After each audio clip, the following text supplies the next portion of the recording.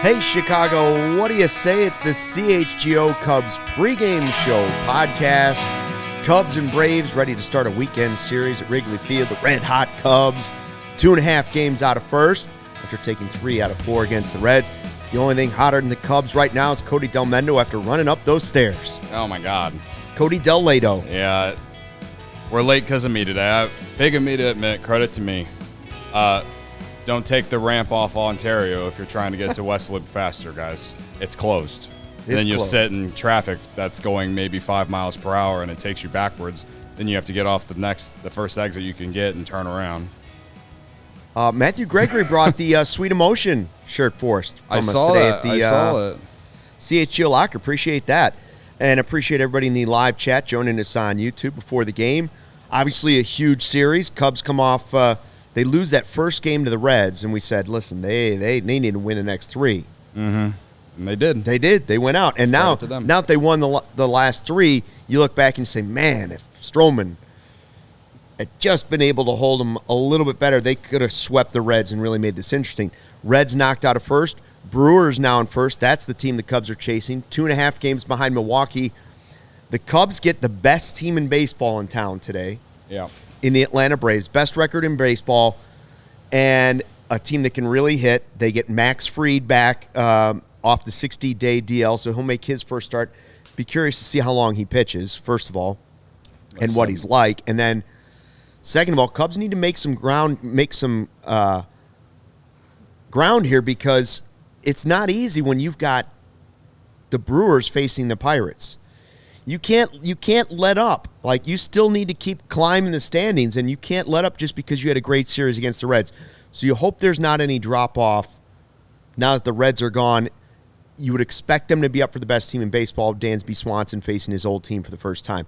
What do you think Max Fried's going to be like, though? Well, I would assume there'd be a pitch count. Me too, yeah. And I think I was reading on Twitter today, maybe around 70 pitches. I don't know if that's true or not, but I just hope he's rusty. Yeah, I think the key for the Cubs, they're going to win today. They got to get to this guy early, because if they let him get into a groove, then he'll get that rust off pretty quickly. If they can get to him early, then they might have a good chance to win today. So that's kind of my key for this team today, because they are going up against a pitcher who hasn't pitched in a handful of months. He has 5 starts on the season, so this is, to me, the Cubs are in a great position to win today, considering Fried hasn't pitched. Right. So, yeah, to me, the key today is to score early, and then keep the offense going. I mean, they averaged 11.5, 12 runs against the Reds. You're not going to do that against the Braves, but last night stay hot. Last night they managed to win a close game. What, 4-2? 5-2, 5-3, whatever. 5-3. Yeah, don't let the facts get in the way of a good story. They Colada, for now, we don't stinks. Right. But yeah, the Braves are obviously much, much better than the Reds. We know that. There's no debate. They are the best team in baseball. They're the best team in baseball. But hey, this team has played well against good teams. Remember when the Rays came to town and we were like, oh, we're gonna get swept by the Rays? Stroman goes out there, gives you the complete game shutout. Then they somehow won the next game. The offense was dead at the time, though. They won a bunch of 1 or 2 run games with 3 runs combined. The offense is playing well right now. Now the pitching has been kind of the question. Tyone was from left field last night. Tyone was a roller coaster. I know Steele was pretty good in his last start, even though he gave up 5. Smiley's been, since June, hasn't been great. it feels, I wouldn't say completely reverse rolled now, but like the pitching has been a little up and down. Well, and a lot of that has been great, though. Yeah, the bullpen's been great. Back. So if the Cubs do find themselves down early, they've been able to come back. They've shown that they'll be able to come back in a lot of games of late. But if that happens, they're going up against a Braves team that's so good, and their offense is so good. They don't strike out a lot. Their lineup is unreal. It has been unreal this season. How Orlando Arcia has decided to be a good baseball player, I don't know how that happened. I remember him in Milwaukee was not that good there, and somehow he gets inserted in this Braves lineup, and he turns into a good baseball player, becomes an all-star this year. Whatever. Imagine the Braves team if they had kept Swanson. Yikes, that's an even better team. But, yeah, like, to me, the Cubs got to score early today, and they need Kyle Hendricks to be, I'm not asking for a Maddox. I'm not asking for a complete game. I'm asking for 6 strong, 3 earned or less. That's what I'm asking for.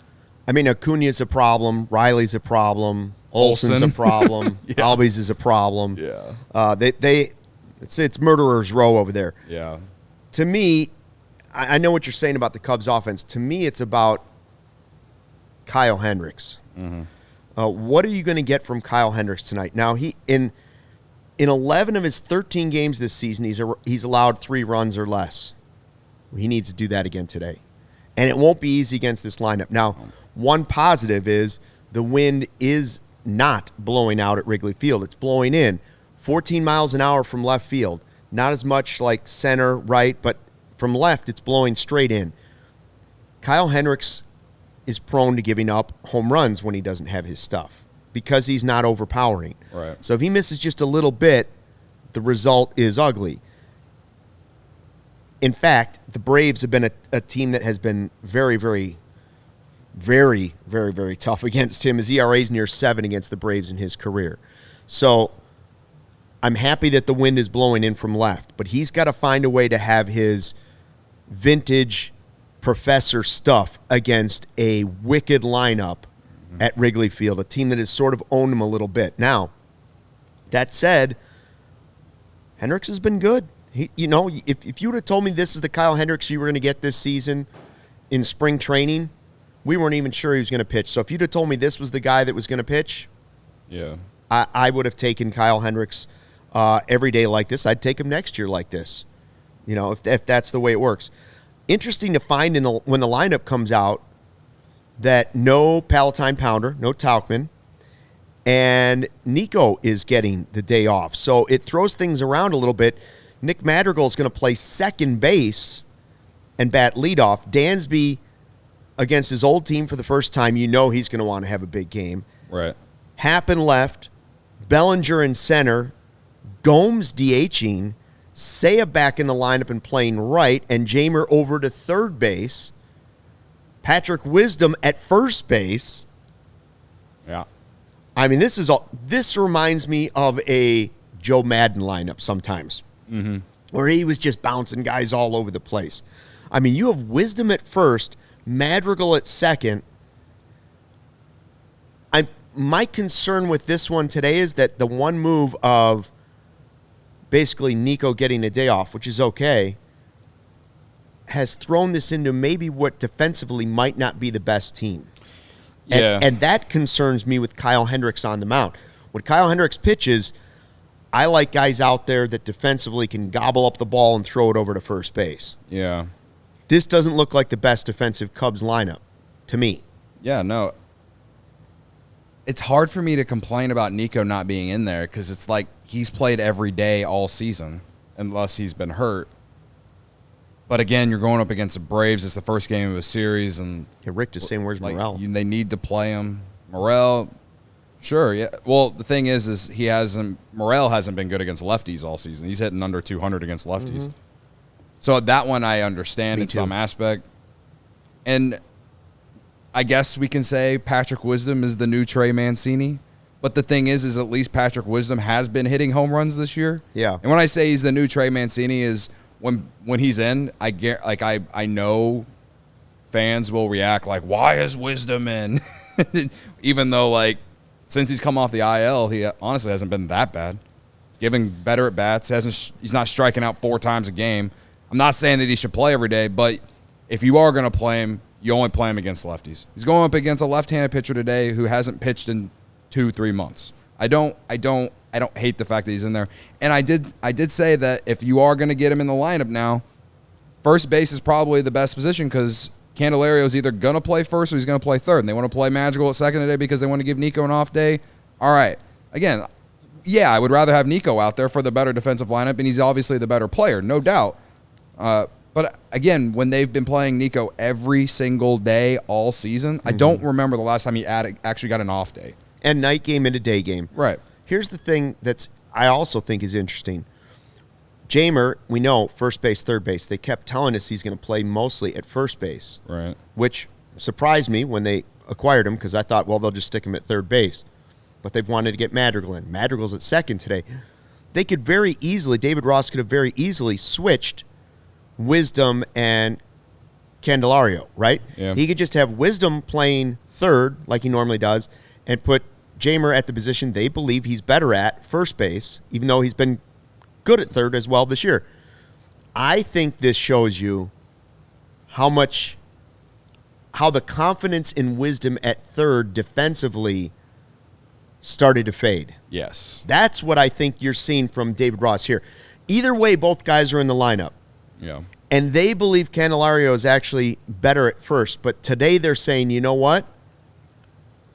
I'm reading into it saying, David Ross is looking at that and saying, I'd rather have my weakness at first base than at third base. He's going to hurt my defense behind Kyle Hendricks less over at first. Yes. Do you agree with that? I agree. I would rather have Candelario at third instead of Wisdom if this is the lineup going to put out there today. Obviously, the better defensive third baseman is probably Madrigal. But again, this is what happens when you're going to give Nico the off day, right? This all is Nico designed because the off day. And Morel doesn't hit well against lefties. Yes. Yeah, they could have put Morel at second base too. Morel could have been at second, then you could have put Madrigal at third, and you could have put Candelario back at first. But with the fact that Morel is slumping against lefties, is struggling against lefties, and you're giving Nico off. Now, you could have just maybe done one day and one the other day, but that's why this is such a screwy-looking lineup going into it. Yeah. And I don't really care about lineups. I'm just saying when I look, it's not about the offensive part of the game. Mm-hmm. For me, Kyle Hendricks, ground ball pitcher, this is about the defensive lineup that you're putting out there. Yeah. Morel, for anyone who doesn't know, Morel's hitting 200 on the season versus left-handed hitters. He's hitting 304 against righties, right? So, and they've put him in there against lefties before, but for anyone who's curious, I'm just saying that might be the reason why he's not in. Would I rather Morel be in there at second base than Madrigal? Well, considering you're not playing Nico today, sure. And considering he's been hitting pretty well of late, but that's the only reason I can think of why Morel's not starting this game. Now, he's going to get a pinch hit eventually. There's a big moment, and this game's close, and there's a pitcher with the matchup that they like. He's going to get that first chance. So I understand if there's any frustration about Nico not being in there just because of how important these games are moving forward. But they all are going to be. Right. But I do like the fact that they're thinking about, going into a day game after a night game, and the fact that he hasn't been getting any off days really at all this year. And listen, he's had hamstring injuries in the past. Well, that's one that is true. You need to get the guy the rest. The last thing you need is Nico with a hamstring injury the rest of the season. EvilWax73 says lineup is fine. Everybody needs to chill. Talkman will pinch hit late. Again, for me, it's not about the offensive part.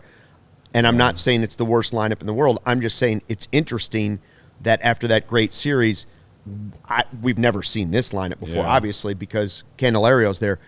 Talkman, I'm not sure if it's a matchup thing or what, but another way to solve it would have been Talkman in center, Bellinger at first, Candelario at third. Yeah. And Madrigal at second. I would assume if you're trying to worry about defensively, I would think defensively that would be better than I will assume the moment Max Fried comes out of this game, Patrick Wisdom will be pinch hit for Tauchman, and then they'll move Bellinger to first base and put Tauchman in center.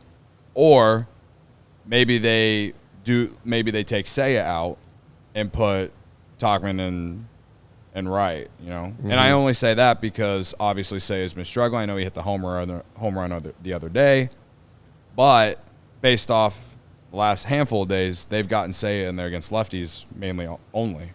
And so with the way Tauchman's hitting, yes, it's frustrating to not see him in the lineup. I do want to see him get more chances against lefties, but that's how they're doing it. So, well, the pinch hitting possibilities are interesting later in the game because just got to hope this game stays close. Yeah, and because Morel can pinch hit if a righty comes in. Morel can come in, and he's got versatility to move guys around. Tauchman could go to center, and then with Bellinger's versatility, it's interesting to see how they'll play around, but it's definitely a makeshift lineup defense going into the first game against the best team in all of baseball. Yeah. How about a DraftKings pick of the game, or do you have a hits parlay for us? Something to throw a little cash down on a little bit? All right. Well, Dansby again, revenge game. Let's go to the Dansby revenge game. I don't know if it's a revenge game. I think he still likes Atlanta, but anytime you go up against your former team, it's a revenge game. Yeah. I'm doing Dansby Swanson over 1.5 hits, runs, and RBI. Okay. It's at -110 on DraftKings Sportsbook. And they have a 50% boost for any bet today. So you put that on there, it comes out to +136. That's what I'm betting on today. I also just tweeted the hit parlay, which is Bellinger, Happ, and Madrigal to all get hits at +222. All right. 204. I like that. +204. I was Bellinger, curious. Happ, and Madrigal.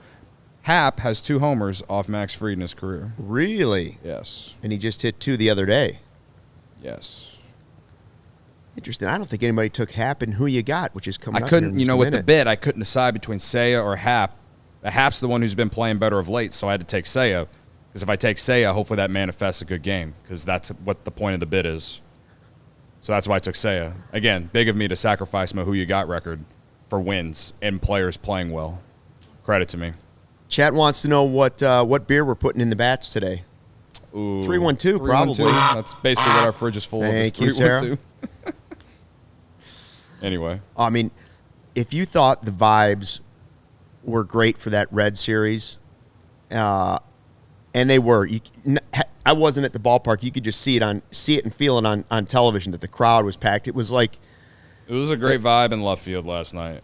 It was the first time that I've lived in Chicago for 2 years, and so the last 2 years there haven't been meaningful games late in the year or post trade deadline, and you could feel it in the crowd, like in the ballpark, whenever like those back-to-back bases loaded walks that the Cubs got out of the Reds.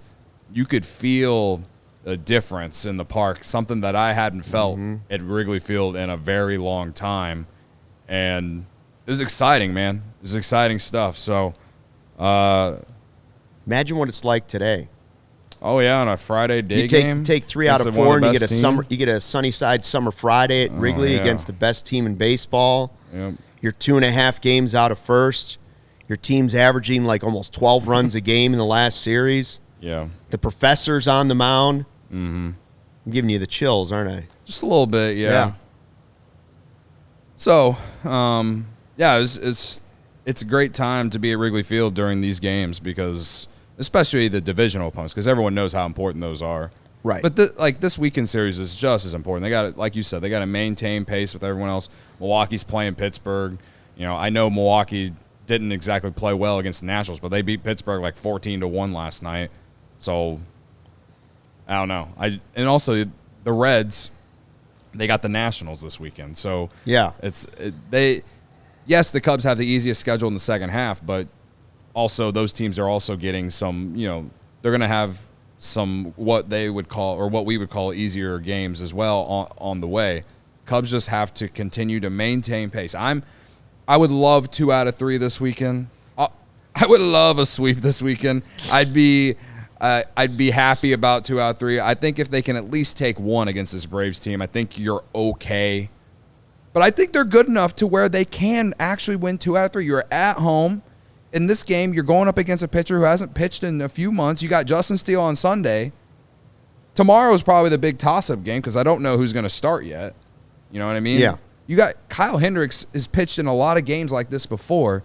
He's pitched against great lineups before. Yes, we're going to know pretty quickly. Does he have it or not today? Pretty quickly. We will know. But he's the type of pitcher that based off the experience, his history in the major leagues, like these are the type of games you want Kyle Hendricks pitching in. So I'm cautiously optimistic about today. I feel good about Sunday. If they can win today or tomorrow, I feel good about Sunday with Justin Steele on the mound going up against this Braves lineup. I think winning 2 out of 3 is certainly possible. It is absolutely something that this team can do. They've played well against good teams all year, and even against teams that we thought were going to be better. Remember they won a series against the Padres? This team has turned out to be better than the Padres. The Mets, everyone thought the Mets were going to be one of the best teams in the league. They've won a series against them.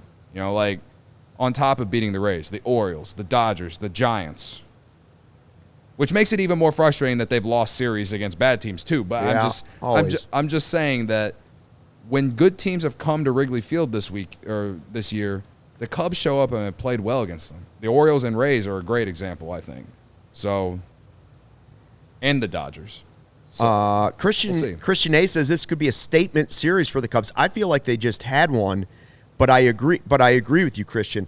To me, this last series against the Reds, and I think we said it going into the series, was think back to 2015 and the Cubs sweep the Giants in 4 games. And you weren't sure where that team was. 2015, they sweep the Giants, and boom, that team takes off like a rocket ship. Yeah. And this year hasn't been quite the same, but we had the same type of vibe going into the year. Could this be a 2015 where they sneak into the postseason and, when the postseason happens, maybe you make some noise? Could you get hot at the right time? Can you build a foundation for the next great Cubs team moving forward? Like, let's get to the postseason, let's get a taste of it, and want to come back for more. Well, that series against the Reds reminds me an awful lot of that Giants series in 2015. Yeah. Like a lot. Well, especially after losing the first game of that series. I know Stroh got a lot of backlash for it. I know it took him forever to finally talk to the media, all this stuff. Everyone's pissed off at him because he hasn't pitched well. But the way the Cubs responded after that game was, it was impressive. To score 20 runs the next night, then 16 the night after, and then finally the Reds are finally able to keep you a little quiet. But you started the game down.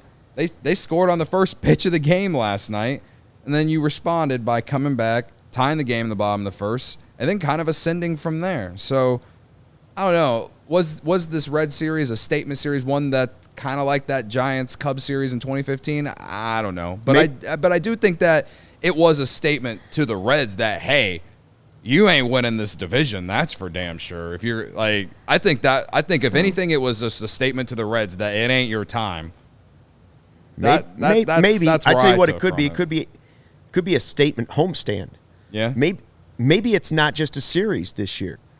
Maybe it's a statement homestand. If you have a successful series against the best team in baseball after taking 3 out of 4 against the then first place Cincinnati Reds, now you've got yourself a statement series. And I just know that the fan base has been craving this. Yeah.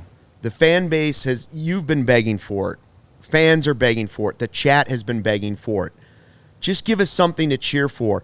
We've seen the live chat. We've got 170 people or whatever it is in a pregame show on a Friday afternoon in the summer. Like, I've watched our live chat for postgame shows. By the way, if you're tuning in maybe for the first time and you're like, what is this thing?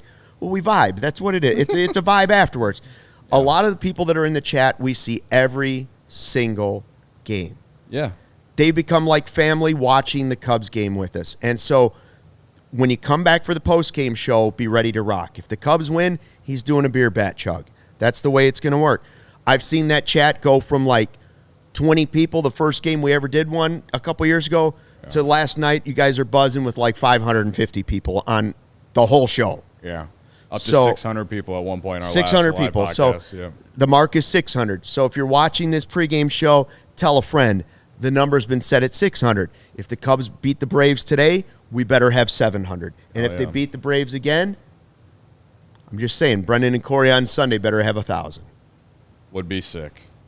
In fact, today would be a nice day to hit 1,000. Absolutely. Tell your friends. It's the best post-game show for the Cubs that's out there. Yeah, Evil Wax Don't let says. facts get in the way. Evil Wax. That's what I was saying. Like the bench has Nico, it has Tauchman, it has Morel. Like, there's options on the bench for David Ross. So while I am a little confused defensively about the lineup, I understand why it's happening. I just don't know if it would have been exactly the way.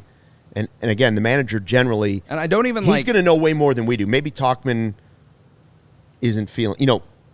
There's so many different things that could be a factor into why he put this together. I'm a little concerned about it defensively behind Hendricks. Yeah, defensively, I get it. But when you want to talk about offense, I don't hate it. I mean, do I want Madrigal leading off? Not he's been hitting the ball. He's been hitting the ball. He has been hitting. He almost hit one into the basket last night. Somebody in the chat just called for a home run and asked for an extra beer bat if he hits a dong. If Madrigal hits if Madrigal hits Tater a homer tonight, double Cubs win. Madrigal Tater double beer bat. Double beer bat. Okay. If Madrigal hits a homer and they win today. All right. Okay. But like I was saying, like do I like seeing Madrigal top the lineup? Not particularly. Whatever. But the rest of it, it's fine. And I am excited to see Amaya in there today in a big game. So yeah, me too. A lot of people want to see a lot more of Amaya. We're getting a little bit of Amaya today. All right. And he's been everything we could have hoped for someone that we didn't know if we'd even see this year. So that's exciting. Make sure you hit the like button for us in the live YouTube chat. We got about 4 minutes left in the show. 150 eyeballs on us. Ross is Michael good Collada. For business. Have to tune in to complain. The Godfather. Don't forget, we've got the big takeover coming. Oh, yes. August 16th. Yeah, it's coming up on the 16th against the White Sox, the crosstown takeover at Wrigley Field. Make sure you sign up. You get the free Northside shirt. Yes. And diehards get the discount. We also have the big golf outing coming at the end of the month on the 25th at Cog Hill. 9 a.m. shotgun start. Cog Hill Golf Course number 2. Pins and Aces gear will be there. There's going to be a Pins and Aces giveaway for every player. There's going to be giveaways at each hole.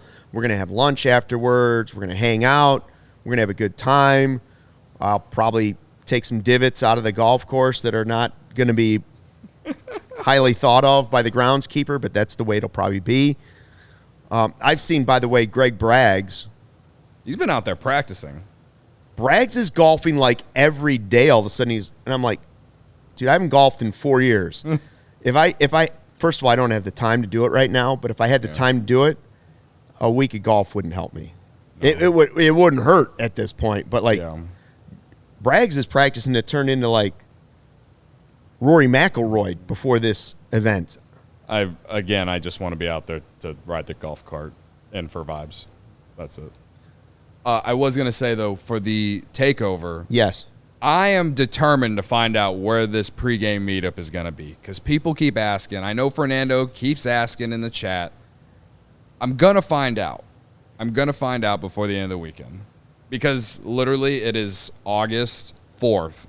So in 12 days, the event is coming. Well, we have to know by you're now. leaving right now for the game, don't worry about it. It's going to be in Wrigleyville. But it will be in Wrigleyville, though. It will be literally walking distance from the park. Well, we're not taking you to Jimbo's on the south side and then going to Wrigley. No.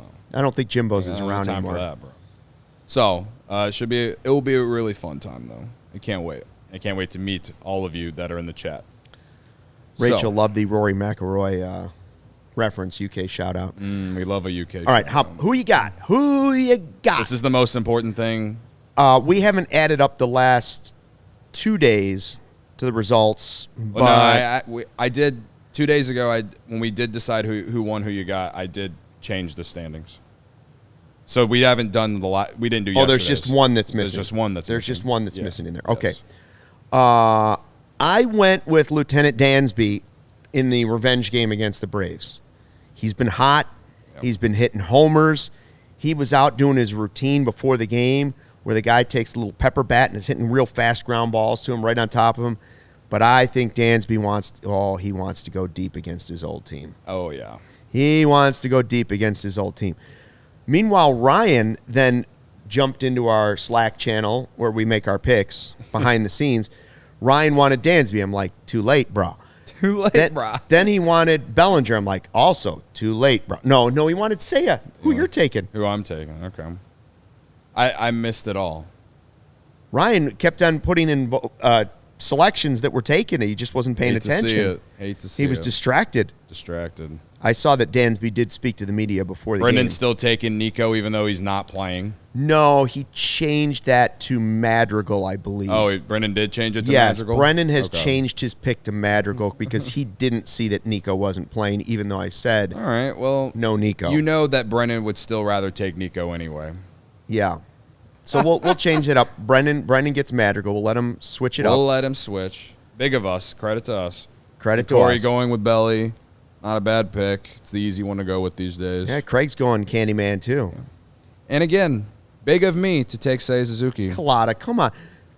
No negative vibes. He's got Wisdom down for an error and 3 strikeouts. Let's stay positive. They just won 3 out of 4 against the Reds. They're 2.5 games out of first. We don't stinks. Collada needs to take the energy from his picture. Turn that frown upside down, Mr. Collada. And manifest that into Patrick Wisdom or into Godfather. Turn that frown upside down. We love you, Godfather. All right, we'll be back here for the hopefully it's only live like 2 postgame strikeouts. show. An hour, full hour after the game. Please join us. Please tell a friend. And please hit the like button on the way out and on the way in. We appreciate it. Until afterwards, this is the CHGO Cubs podcast. We will see you after the game. Fly the W.